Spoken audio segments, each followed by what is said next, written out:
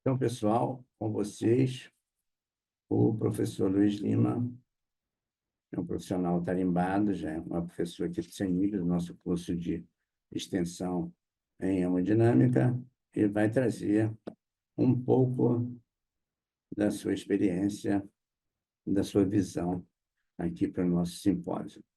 Bom dia a todos. Me apresentando aqui, já está no primeiro slide aqui, né? Eu sou formado em fisioterapia, sou técnico de radiologia e especialidade em hemodinâmica, sou supervisor do ECAC, né? E sou técnico também no Hospital Norte Dor.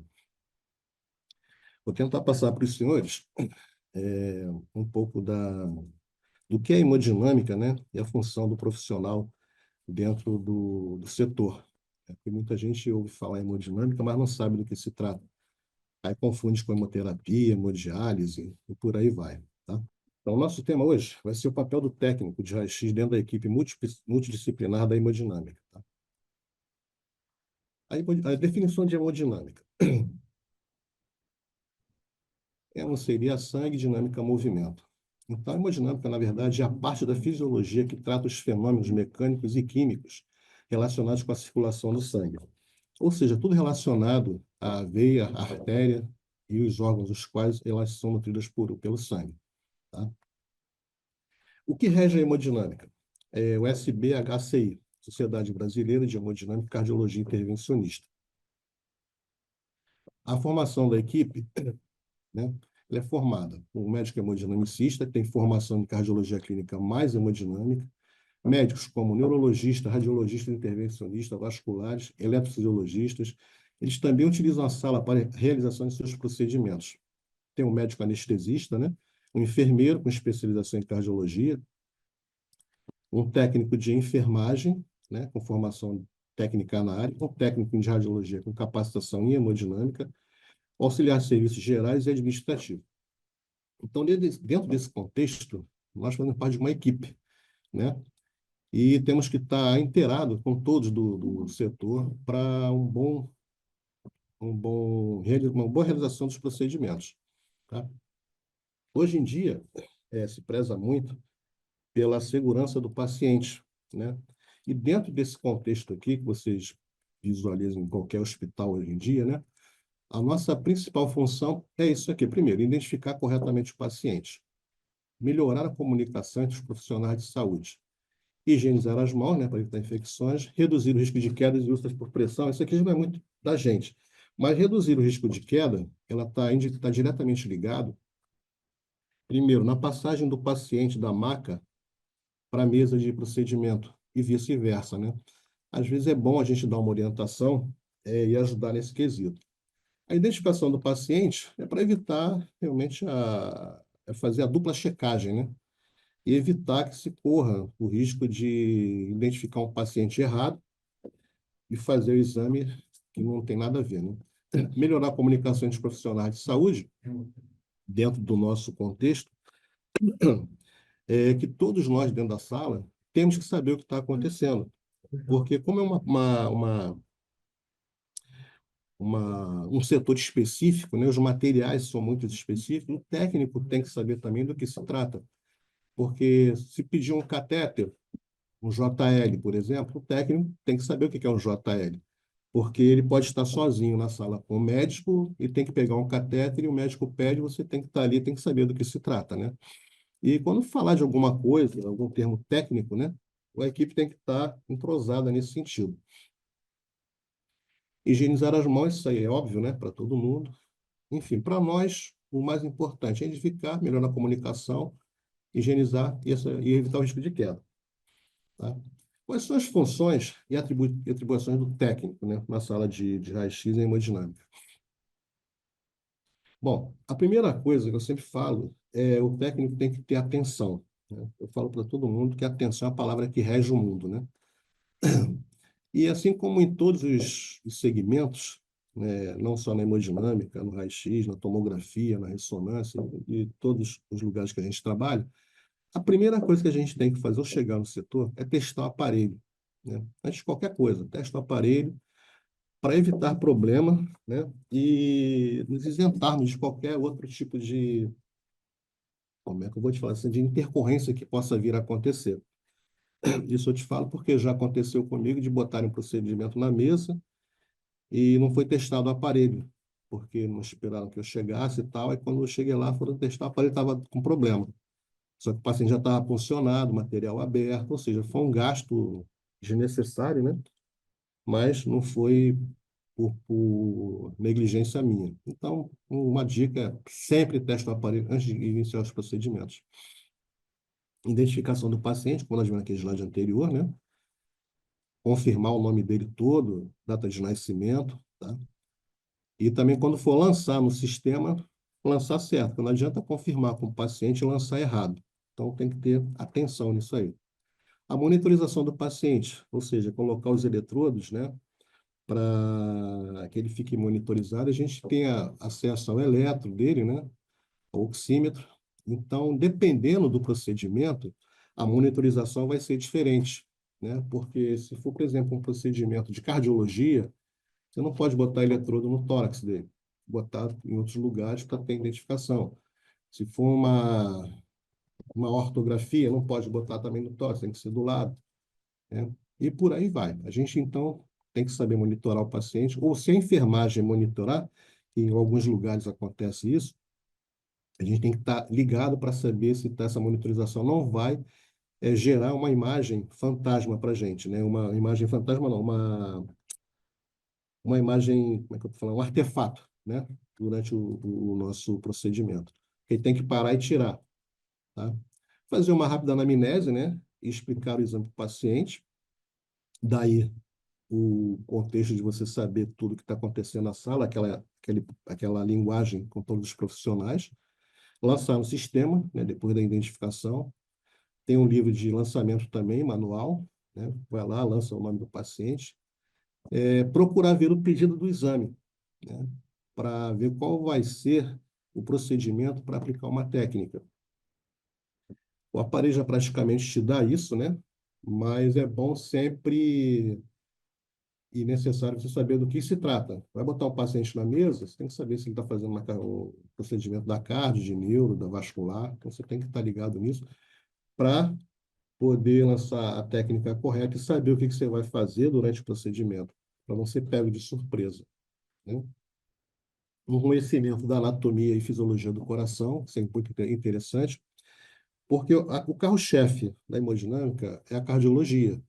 Mas, como eu falei, outros profissionais, eles atendem na sala também. Mas o carro-chefe é o coração ali, a cardiologia, né? Outra coisa, outra função também é gravar o CD, editando as imagens, né, que forem necessárias, gravar um CD de arquivo, e tem lugares que tem o PAX, né, então já vai direto para lá, isso utiliza, faz com que nós tenhamos tempo, né, e mais segurança, e também não tem muito material físico, né, como o CD que fica gravado com a gente. Conhecer o material que é utilizado em sala, né, como eu te falei, conhecer os catéteres, os guias, saber qual é o procedimento que o médico está fazendo, né? Isso é importante para que nós possamos sempre ajudar, né? Não atrapalhar. Óbvio, saber manusear o angiógrafo. O angiógrafo, ele se parece muito assim com o arco em C do centro cirúrgico, né? Só que a diferença é que o arco em C ele é móvel, o nosso angiógrafo ele é fixo, né? Então tem uma base fixa e quem move é a mesa, né? Nos sentidos laterais e verticais, né? E o arco, ele faz os movimentos, e nós aqui manuseamos isso, né? Então, isso é o mais fundamental saber manusear. Conhecer as ferramentas, né? Para serem aplicadas num determinado exame. Tomar muito cuidado quando for movimentar o angiógrafo, porque nesses movimentos, né, que a gente faz para ver uma determinada artéria, por exemplo, a gente tem que tomar cuidado para que não bata no suporte de soro, que não bata no médico, que não atinja ninguém, né? A gente tem que estar muito atento a esses movimentos do aparelho. Outra coisa, tomar muito cuidado ao transitar na sala de procedimento, porque ali é tudo estéreo, então a gente não tá, nós não ficamos aparamentados, perdão, com uma roupa estéreo. Nós usamos o capó de chumbo, os EPIs e tal, mas não é estéreo. E só que a gente trabalha muito perto dos materiais que são estéreis, né? Do médico, do enfermeiro que está ali cuidando.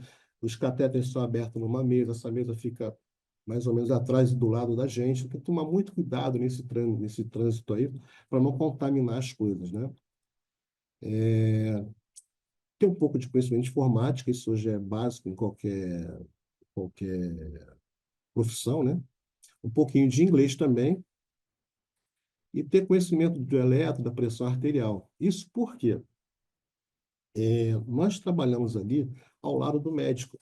Então, o que está na frente da gente é um monitor, né, onde passam as imagens em tempo real, e do lado tem um monitor que tem as pressões do paciente, a pressão, o eletro, né, oxímetro, tudo ali na frente da gente. Só que às vezes o médico está tão intertido em fazer o procedimento que às vezes o paciente começa a fazer uma bradicardia e às vezes ele não se liga que está fazendo uma bradicardia. Ou então tem uma parada, às vezes também não vê.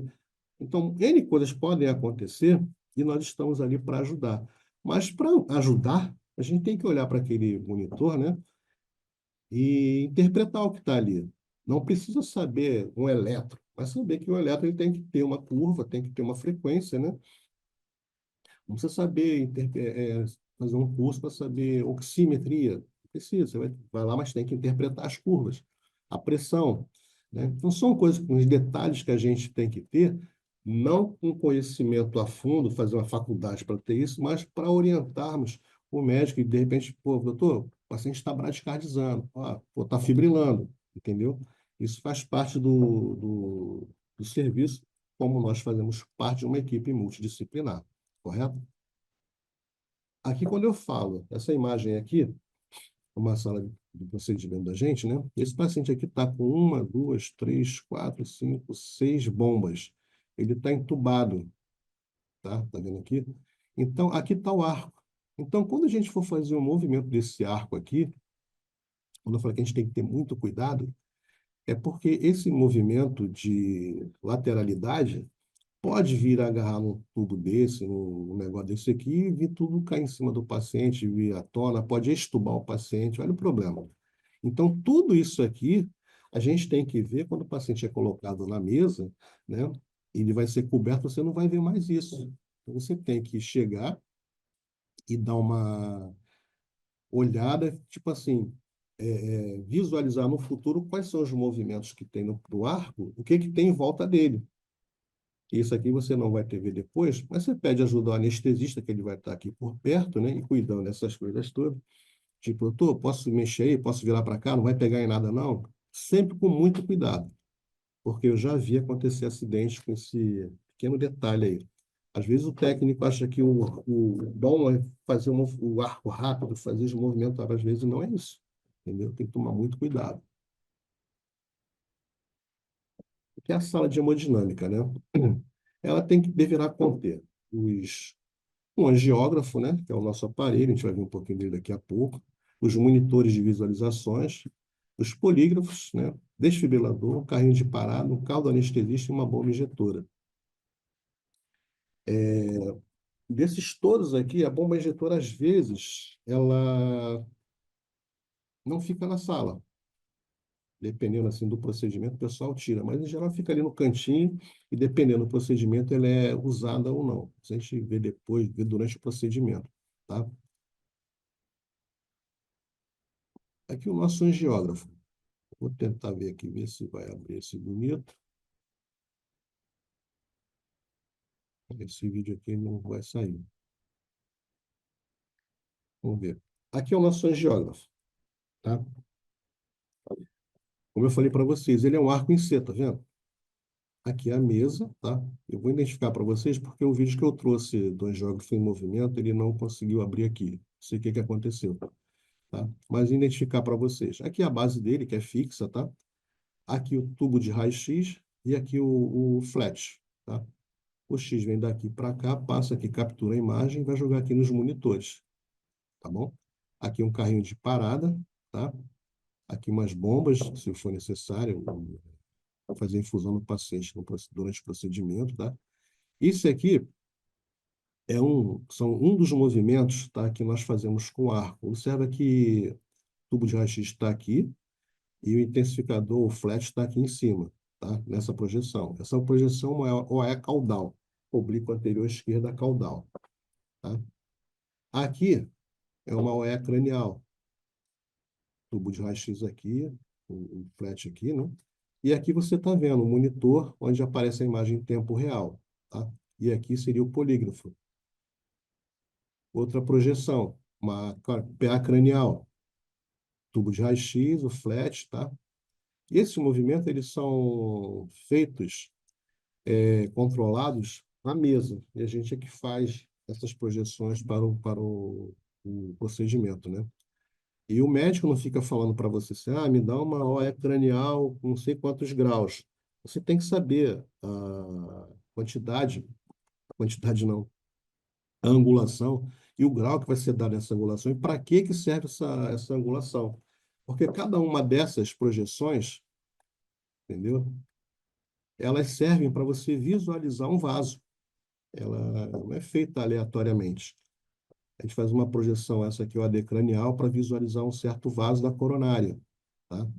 Essa aqui é uma PA caudal para visualizar um vaso da coronária, né? Aqui você está vendo a coronária aqui, ó. Então, isso aqui é uma coronária, a gente vai ver daqui a pouco. Nós temos duas, a direita e a esquerda. Então, na esquerda, a gente tem que rodar esse arco, nessas projeções todas aqui, para visualizar os vasos da coronária esquerda. E também tem a direita, né, que a gente faz também outras projeções. E para isso, o médico não fica te pedindo, bota tantos graus para ver isso aqui. Você já tem que estar com isso na mente para já fazer a projeção correta, certo? Então, aqui, isso aqui, tá bom. Aqui nós temos alguns procedimentos realizados na sala de hemodinâmica, né? Como eu falei, a sala é utilizada por diversos profissionais médicos, né? Que vão lá fazer seus procedimentos, e não somente exclusivo de cardiologia. Existem locais que são exclusivos, por exemplo, para a parte de neurológica, que é o Instituto do Cérebro, aqui no Rio, né? Lá o pessoal não faz cardiologia, faz somente cérebro, só neuro, né? De embolização, arteriografia, angioplastia, tudo, só relacionado a neuro, tá bom? Então, alguns procedimentos. A coronariografia, que é o cateterismo cardíaco, vulgarmente conhecido, né? Juntamente com a ventriculografia esquerda, são feitas arteriografias, cerebral, membro inferior, renal e etc. Aortografias, estudo eletrofisiológico, ablação, valvoplastia mitral, implante de TAV, é de válvula aórtica, né? Angioplastias de coronário, de membro inferior, cerebral, renal e etc. FFR, fluxo de reserva fracionada, implantes de catéter de permiquete, que é catéter para hemodiálise, implante de catéter porte-aquete, que é para quimioterapia, embolizações, implante de marca-passo, etc. Às vezes até o pessoal da ortopedia faz alguns procedimentos na sala de hemodinâmica, tá bom? Aqui na coronariografia, a gente vai ver um pouquinho mais à frente, o estudo da coronária. É para ver se o paciente que apresentou algum tipo de sintoma, né, específico, e depois também de ser avaliado, ele vai precisar fazer uma coronária, que é o estudo das coronárias, para ver se ele infartou, se ele está prestes a infartar, e depois ver qual é o prognóstico dele, o que vai ser feito, né? E o nosso carro-chefe no setor de hemodinâmica, como eu falei, é cardiologia, tá? Esses outros também são mais específicos, mas a maioria, o carro-chefe é cardiologia, tá? E o técnico, dentro desses procedimentos, como eu falei, ele tem que saber, antes do paciente deitar à mesa, do que se trata, né? Porque às vezes você pode trabalhar num lugar que tem cardiologia, tem neuro, tem vascular, e tem que saber a ordem ali, mais ou menos, para não fazer bobagem, né? Tem que estar sempre esperto nesse detalhe. Esses exames são todos realizados com uso de contraste, tá? Injetado diretamente no paciente. Então, uma das coisas que a gente fala sempre, né? Tipo assim, quando eu falo assim, explicar o exame para o paciente, né? O paciente vai deitar à mesa, ele é abordado pelo pessoal da secretaria, quando ele marca o exame. O pessoal da secretaria sempre questiona, né, se ele tem alergia a contraste, já fez procedimento e tal. E o paciente responde. E dependendo da sistemática do hospital, ele é questionado também sobre esse quesito, né, se ele é alérgico ou não. E independente disso, quando o paciente chega para a gente, nós temos que questionar se ele tem alergia ao contraste, ao iodo, né? Em um caso interessante, quando eu falo isso, eu digo, pô, mas todo mundo já perguntou, eu tenho que perguntar também por causa de quê, né? Eu tenho que perguntar. Eu peguei uma paciente uma vez que nós fomos fazer o exame dela, ela tem uma arteriografia cerebral. Aí eu perguntei, a senhora tem alergia a iodo, a contraste? Ela, não.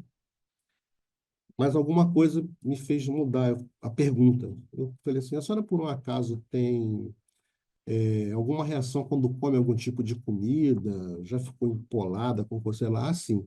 Eu já não posso comer camarão. Eu falei, camarão por quê? Porque eu viro um monstro. Meu olho incha, minha boca incha, eu não posso comer camarão de jeito nenhum. Mas a senhora tem alergia a alguma coisa? Não, não tenho alergia. Então, o que que eu quero dizer com isso? A gente, quando recebe um cliente, né, ele coloca aquele jaleco ali, a gente não sabe com quem a gente está lidando, né? Pode ser uma pessoa que tem um conhecimento bom de alguma coisa, pode ser outras que não tenham. Então, a gente tem que tentar colher esse detalhe, né, para, às vezes, evitar um problema. Aí eu falei com o médico, né? Eu falei, pô, doutor, ela tá falando que tem alergia a camarão. Ela falou, não, eu não tenho não. Eu falei, pô, mas ela falou que tem. Aí ele foi lá questionar, como é que é essa história de alergia? Se ela tem alergia, ela não. E quando come camarão? Ela falou a mesma coisa. Eu fico empolada, não sei o que. Resultado, o exame foi suspenso, né? Por quê? Ela tinha que fazer um preparo antes, né? De fazer o procedimento para não dar nenhum tipo de complicação para a gente. Porque um choque anafilático é um negócio muito, muito ruim, muito feio. Eu já, infelizmente, já vi um paciente desencarnar com choque anafilático, é muito complicado, entendeu? Então, esses detalhezinhos a gente tem que estar esperto aí na sala e fazer a diferença, né? Então, para ser feito um procedimento, seja ele neurovascular, cardio, a gente tem que entrar por algum lugar, né? Então, eu vou mostrar para você aqui, falar para vocês quais são as vias de acesso, né, para a introdução dos catéteres. A gente tem a via radial, aqui, né, que é a técnica mais usada de uns tempinhos para cá, porque antigamente era a técnica era braquial, era a técnica de sonde. Nessa época aqui, abria-se o braço do paciente aqui, fazia uma incisão, estava a artéria para fora e enfiava o catéter. Aí depois tirava e costurava a artéria e costurava a pele também. Esse procedimento aí demorava aí papo de 2, 3 horas, né? Hoje em dia, pela técnica radial, isso aqui, voltando à braquial, tinha que fazer um curativo compressivo, que o paciente ficava com ele 7 dias, né? Sem poder dobrar o braço, sem poder fazer nada. Aí, dependendo do lugar, tirava até com menos tempo, mas independente disso, ele não podia dobrar o braço, nem molhar, nem nada. Aí, mas sabe como é que é, né? Às vezes, como eu falei, se dependendo para quem que você fale, ela entende, às vezes, de um jeito, outra entende de outro. Às vezes, o paciente chegar lá com 8, 10 dias com o curativo ainda aqui, onde está tudo infeccionado, dá muito problema. Hoje, com a técnica radial, né? É uma porçãozinha aqui na artéria radial, bota uma bainha e faz o procedimento. Hoje, procedimento de coronariografia demora aí de preparar o paciente a sair da mesa em torno de meia hora, né? E o paciente daqui a pouco vai embora para casa com um curativozinho compressivo, tira no dia seguinte, acabou. É muito mais rápido, né? E menos assim, menos expectativa de dar algum problema. Outra técnica é a femoral, aí vai depender, por exemplo, do procedimento, né? E também se o cara tem acesso, né, nas radiais. Quando eu falo radial direita e esquerda, femoral direita e esquerda, tá? Então, essa técnica Ela é utilizada quando o paciente não tem acesso, né, e dependendo do procedimento. Aí o médico faz a opção pela técnica femoral. A técnica ulnar, né, aqui do lado de cá, ela é utilizada esporadicamente por opção também médica, né? Quando o acesso pela radial não é bom, e às vezes, dependendo assim do paciente, do caso, ele não quer usar a femoral, tá? E a radial distal, uma técnica também usada que pega uma artériazinha aqui, né? Também pouco usada, mas tem alguns colegas médicos, colegas não, quando eu sou médico, né? Quando alguns médicos que utilizam essa técnica, tá? Aqui é a técnica radial, a punção, tá vendo? Aqui tem um gelcozinho, punciona aqui a artéria do paciente, introduz um mini guia e depois coloca essa bainha aqui. Ela colocada, tá vendo? Está lá dentro da artéria. Ela colocada por aqui é feito o procedimento, tá? Isso aqui é um catéter, tá? Que é introduzido nesta bainha aqui. Isso aqui vai até o coração e faz o procedimento. Acabou, né? Isso aqui é um guiazinho que vai na frente do catéter. Quando acabou, tira-se a bainha. Aqui, para tirar a bainha, faz uma asepsia legal aqui, bacana, tá? Aqui, ó. Aqui já vê que a bainha está bem do lado de fora já, quase saindo. O médico faz a asepsia junto com a técnica de enfermagem. Às vezes o técnico de raio-x pode ajudar também a fazer a asepsia e fazer o curativo, né? E faz esse curativo aqui. Esse curativo fica 24 horas, né? O paciente tira em casa depois, tomando banho, faz a asepsia, tá? A mãozinha fica às vezes um pouquinho roxa, porque tem que ser compressivo, porque aqui é artéria, não é veia, né? E no dia seguinte, tire, vida que segue, tá? Então, falar um pouquinho aqui rápido também sobre o coração e as coronárias.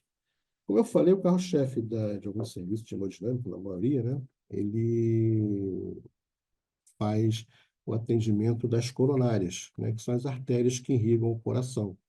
E quando uma dessas coronárias, uma dessas artérias da coronária, elas fecham, elas levam a pessoa a ter um infarto, né? Isso aqui é uma imagem do coração. Essa parte preta aqui, presumo eu que é a parte que não está oxigenada, né? Para mostrar você que tem a parte que ela tem, recebe oxigênio, e aqui a parte vermelhinha que está mais oxigenada. Aqui são as artérias, tá vendo? Que levam para um lado, para o outro. Aqui tem o septo, que divide o coração no lado direito e no lado esquerdo, tá? Aqui uma ilustração, né, da oclusão de uma artéria.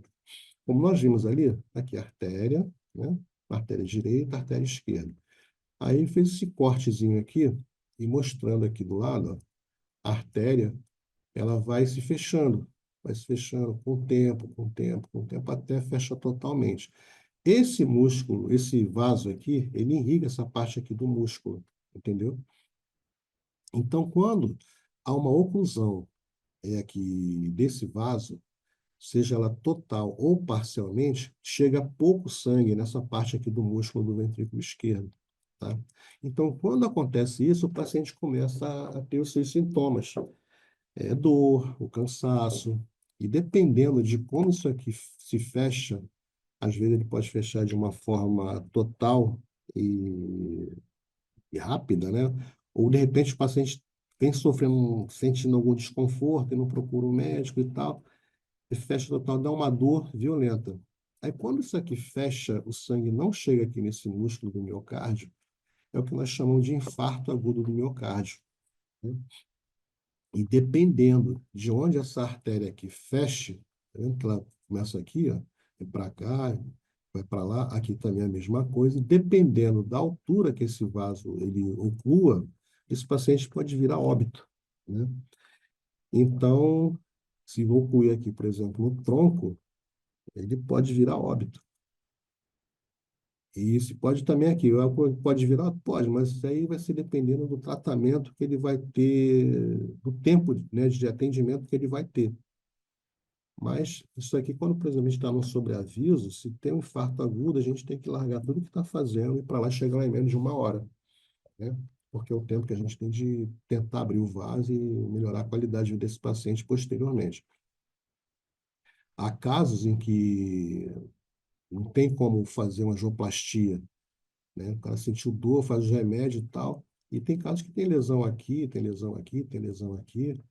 E nesse caso, às vezes, o médico avalia e vê, olha, não tem como fazer angioplastia. Esse cara vai fazer o quê? Um tratamento cirúrgico, vai colocar a famosa ponte de safena, entendeu? Então, esses negócios, esses casos, essas ilustrações, é, esses acontecimentos que tem na sala de hemodinâmica, o técnico tem que estar ligado no que está fazendo, saber da necessidade, da urgência, né? E de como agir em determinados casos. Tá? Conhecer o material, saber o linguajar do médico, saber as projeções, estar atento ao eletro. Isso a gente tem que estar muito ligado nisso. Porque nós temos que fazer o que é o nosso diferencial.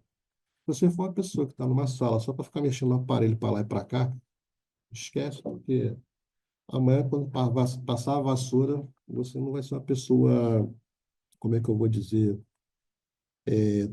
tá na lista do primeiro lugar, entendeu? Para ficar. Então a gente tem que estar muito ligado em tudo e preservar o nosso espaço, né? Porque está cada dia mais complicado aí. A disputa está grande, a concorrência está grande, mas eu vejo que na hemodinâmica não tem muitos profissionais capacitados para isso, entendeu? Tem muita gente pô, quer fazer, mas não tem, né? Tá? Aqui um exemplo, The culprit responsible for your heart attack is called plaque. de um fechamento da coronária. O vaso está fechando, certo? Vai criando uma placa de gordura aqui, vai fechando o vaso, faz um processo inflamatório e fechou o vaso, né? Aí você vê que esse vaso, ele corre aqui, ó, a parte de onde ele estava irrigando ficou preta. Ó, ele já não bate, tá vendo? O coração bate aqui ele bate todo, ó, no início, certo? Aí quando fecha, o sangue não passa, isso aqui está fazendo o quê? O processo de infarto. Ele começa a sentir dor, e dependendo do tempo que ele é atendido aqui, né? Ele pode salvar essa parte do músculo aqui ou não. Tá vendo como é que fica preto? Ó? Não bate, ó. Certo? Então, vamos falar um pouco da coronariografia, da cineange, né? Ela é a obtenção. O que é a cineange de coronariografia? É o famoso cateterismo cardíaco.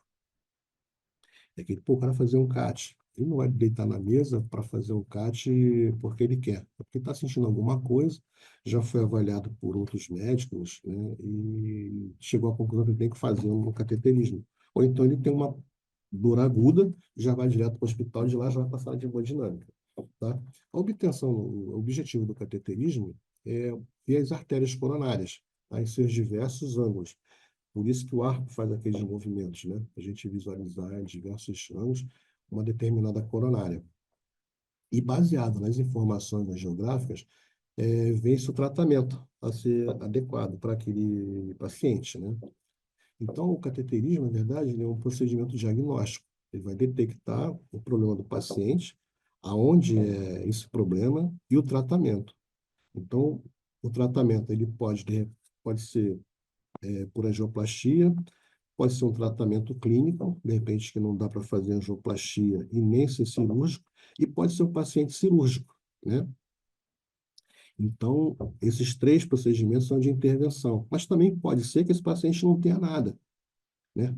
O médico está desconfiado disso, pediu um exame, porque deu alteração nos outros, e quando chega lá não tem nenhuma alteração na coronária. Então, volta para o médico para ser avaliado, certo? Então, como eu já falei, a identificação da gravidade da doença, né? A conclusão do estudo, localização, as características da lesão, o comprimento de ramos laterais, a função do ventrículo e o tipo de tratamento a ser realizado, certo? Ou seja, tratamento cirúrgico, pode ser angioplastia, clínico, pode não ter nada. Aí nós vamos ver o tamanho e diâmetro do vaso e os possíveis locais anastomóticos para a colocação das pontes de artéria coronária e progressão da doença. Na progressão aqui, a gente fala que o paciente fez um cateterismo, fez uma angioplastia um tempo atrás, e de repente voltou a sentir dor, até uma cirurgia mesmo de colocação de ponte. Ele voltou a ter sintomas. Ele procura um médico, mas, pô, vamos ver como é que está essa sua doença aí. Tá? Aí faz outro CAT e vê qual é o prognóstico a seguir. Tá? Aqui uma coronariografia, no estudo que eu estou falando. Aqui uma coronária esquerda, tá? Tem aqui os vasos, aqui um catéter, que foi introduzido pela via radial. Aí você tem aqui um vaso que vem para cá, outro vem para cá. Esse vaso aqui está normal, não tem obstrução nenhuma. Tá? Essa aqui é uma projeção. Aqui é outra projeção, mas a gente visualiza o mesmo vaso, só que em outro ângulo, né? Então, quando você faz uma projeção, você vê. Aqui você visualiza melhor esse vaso aqui, ó, que é a DA, tá? Aqui está a silhueta do coração batendo. Aqui. Uma outra projeção, você vê que a DA está aqui, mas está num ângulo diferente, tá? Aqui é a coronária direita, tá? Ela tem um formato de um C, né? Eu brinco que é o C de direita. Meus alunos aí sabem disso, ficam brincando. Pô, C de direita tem nada a ver, mas é porque você não sabe identificar a direita da esquerda. Você vê que a direita, ela tipo, tem um C, tá vendo? Eu fico brincando que é o C de direita, tá? O catéter está aqui, apoiado na coronária, tá? Aqui é a coronária esquerda de novo, uma spider, ou é a caudal. Essas imagens são adquiridas. O médico que faz a aquisição dela, a gente coloca no lugar e mexe um pouco a mesa. Observa que a imagem começa aqui, ó, e vai descendo, tá vendo? Ó, começou aqui e a mesa vai descendo. Esse movimento aqui, quem faz somos nós, acompanhando o enchimento do vaso, tá? Aqui outra coronária direita, tá? E na angioplastia, né?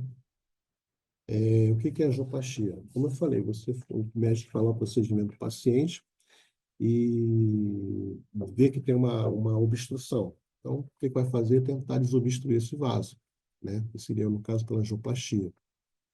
A angioplastia, no caso, seria a dilatação da artéria ocluída, né?